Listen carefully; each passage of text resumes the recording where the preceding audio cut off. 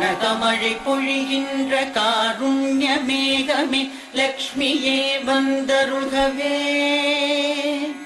கனகதாரை என்னும் துதி கேட்டு வாழ்விலே ஐஸ்வர்யம் தந்தருள்கவே.